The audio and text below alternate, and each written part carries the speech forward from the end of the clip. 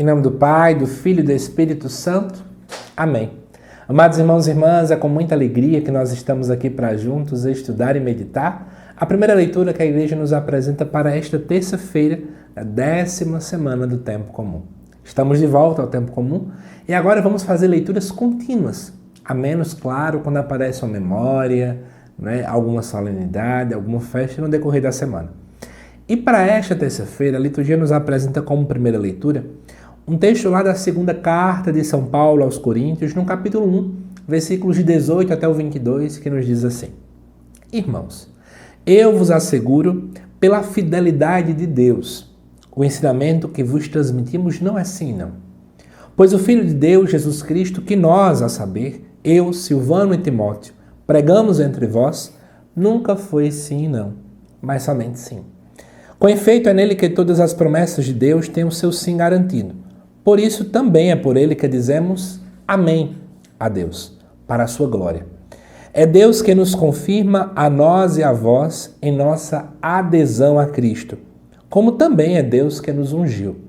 Foi ele que nos marcou com o seu selo e nos adiantou como sinal o Espírito derramado em nossos corações. Amados irmãos e irmãs, por que essa polêmica? Por que Paulo fala de sim e de não? O que estava acontecendo por trás é que Paulo tinha feito uma mudança em um plano de suas viagens missionárias. E aí o que acontece? O povo da comunidade de Corinto, que já adianta, era um povo extremamente complicado, começaram ali a dizer: Oxe, Paulo, parece que você aí é meio vida dupla, é meio ambíguo, porque estava planejando ir para cá e agora já vai para acolá. Como confiar em você? Como entender isso que está acontecendo? Mais ou menos isso que nós estamos vendo aqui na primeira leitura. E o que é que Paulo então faz? Paulo vai dizer, eu vos asseguro, pela fidelidade de Deus. Paulo nunca coloca em si a referência, não é a autorreferencialidade. Mas ele sempre aponta para Cristo, para em Cristo agora conseguir encontrar um argumento plausível para rebater a crítica dessa comunidade. E ele vai dizer que pela fidelidade de Deus, o ensinamento que vos transmito não é sim e não. Olha, sim e não ao mesmo tempo, não é ambíguo.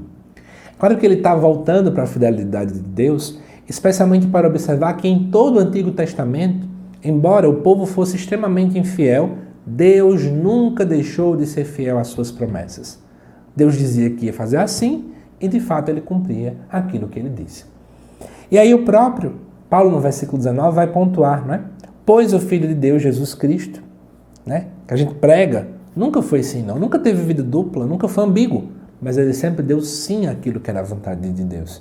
Então Paulo mesmo está dizendo o seguinte: aquele que fala em nome de Jesus precisa, no mínimo, também ser alguém com a vida coerente, e não com a vida dúbia, e não com essa vida dupla. E aí ele vai falar no versículo 20, que é nele que as promessas de Deus tinham sim garantido. Em Cristo, de fato, as promessas de Deus chegam ao ápice. E é por ele que a gente também vai dizer assim seja a Deus. E aí depois, inclusive, Paulo começa a dizer que ele tem aí um atestado, algo que atesta que o que Paulo fala não é equivocado. E ele para isso diz, ele fala da unção, do selo, o selo que atesta a autoridade, que confirma aquele que recebe, tudo isso, é claro, pela ação do Espírito Santo. Mas, amados irmãos e irmãs, à luz de tudo isso que eu já coloquei para vocês, a pergunta que a gente pode agora se colocar é o seguinte: o que é que esse texto, então, pode nos trazer para a reflexão do dia de hoje? Primeira coisa, eu trouxe 4 pontos. Nós somos convidados inicialmente a termos fidelidade em nosso falar e no nosso agir. Nós precisamos, no final das contas, em um mundo com tantas promessas fadadas ao fracasso, basta a gente olhar aí para políticos, que prometem muito em época eleitoral. Quem não escutou isso no ano passado? E aí chega esse ano que não é de eleição, todo mundo quebra a promessa, nós não vemos integridade e tem hora que a gente meio que aplica a Deus a mesma coisa que a gente vê do ser humano. E não é o correto. Deus, de fato, aquilo que ele promete, ele cumpre. Segundo elemento que a gente pode também refletir é que Cristo tem que ser o centro das nossas decisões. Paulo deixa isso muito claro, Se Jesus também deu sempre sim à vontade de Deus, então ele deve guiar as nossas decisões, as nossas escolhas, as nossas prioridades. Está na dúvida do que fazer? Está na dúvida sobre que decisão tomar na sua vida? olhe para Cristo e pense no que Ele fazia, pense de como é que Ele se portou diante dessas situações e faça a mesma coisa em sua vida. Terceira coisa, é preciso confiarmos nas promessas de Deus. De novo, o mundo é cheio de grandes incertezas. E tem hora que a gente começa a se perguntar, rapaz, da forma como o mundo está indo, eu estou meio com dúvida se Deus está agindo, se Deus escuta minhas orações, se Deus está de fato a me guiar. E nós precisamos entender que aquilo que Ele promete, Ele de fato cumpre.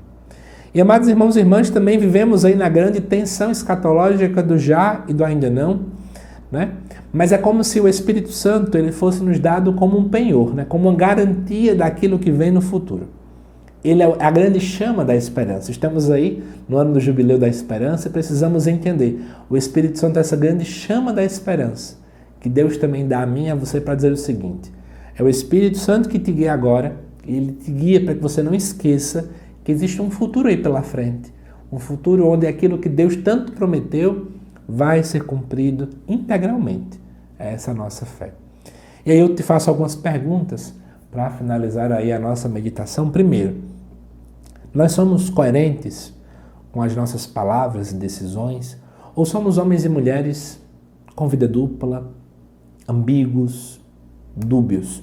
Da mesma forma como a comunidade de Corinto questionou Paulo, talvez a gente tenha que fazer uma pausa agora e nos auto-questionar. Temos colocado também Cristo como a base para as nossas prioridades? Partilhando com vocês, ontem eu recebi uma mensagem, alguém falando sobre isso. É preciso escolher as suas prioridades. Aí eu te faço essa pergunta, né? Quando alguém te fala sobre isso, você faz o quê? Você faz o que os outros querem? Colocam pessoas como prioridades, coisas como prioridade, o dinheiro como prioridade, ou colocamos o Cristo, aquilo que Cristo pensa, aquilo que Cristo nos orienta, como prioridade da minha vida? Amados irmãos e irmãs, também temos percebido que o Espírito Santo é esse selo que garante aí a nossa fé ou não. E também precisamos refletir, né? Temos visto a ação do Espírito Santo como esse penhor, como essa esperança de dias futuros. Estamos aí, acabamos de sair do Pentecostes. E o Pentecostes é esse grande momento em que a gente, enquanto igreja, diz, essa grande festa da unidade, que nós pensamos em sermos um, à luz da ação do Espírito Santo de Deus, nós também queremos ser um no futuro, no céu. E, amados irmãos e irmãs, a igreja nos convida a essa grande festa futura, que já o Espírito Santo nos prepara, nos conduz e aponta para essa realidade, né? Lá na frente. É o já e o ainda não, que a escatologia coloca para a gente. Que Deus te abençoe. Amado irmão, amada irmã, te aguardo daqui a pouco aqui no canal, às 7 horas da noite, para o estudo do Evangelho também desta terça-feira, tá bom? Até mais!